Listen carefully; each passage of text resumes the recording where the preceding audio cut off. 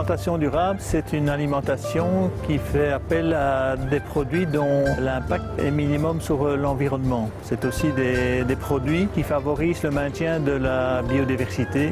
Notre démarche a démarré en 88 avec le lancement du menu alternatif, qui est un menu bio-végétarien composé essentiellement de légumes, de céréales, d'une petite part protéinée, lait, fromage ou alors des protéines végétales.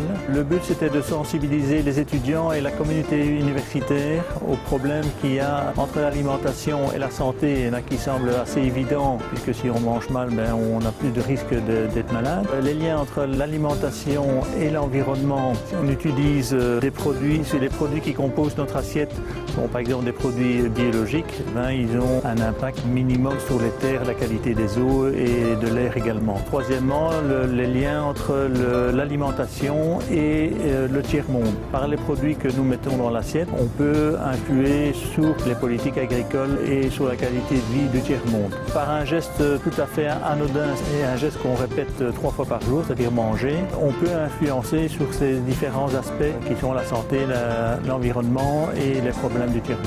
La clientèle est sensible à notre démarche au niveau de la santé surtout. Pour les autres aspects, c'est un petit peu plus compliqué. C'est surtout les personnes plus âgées qui sont plus réceptives à notre démarche. Les étudiants, quand ils arrivent ici, ils sont déjà un petit peu formatés au niveau culinaire. C'est un peu plus difficile de les faire changer d'opinion. Au menu bio-végétarien, là, il y a encore du travail à faire pour les habituer à ce type d'alimentation.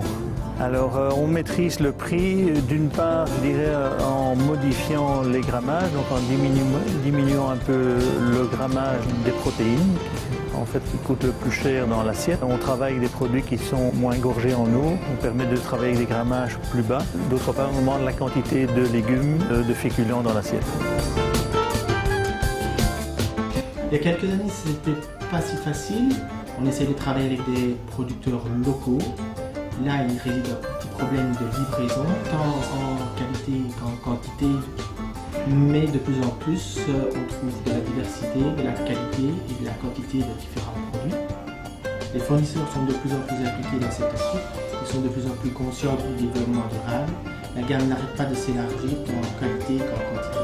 Mais pour l'avenir, je suis assez optimiste. Je pense qu'il faudra quand même une action du politique en faveur d'une agriculture plus saine, si pas biologique. Si au niveau de l'éducation dans les écoles pour que les enfants soient sensibilisés très tôt à la qualité de la nourriture et également une action pour la formation des cuisiniers donc dans les écoles hôtelières, également pour les sensibiliser à une alimentation beaucoup plus équilibrée que maintenant.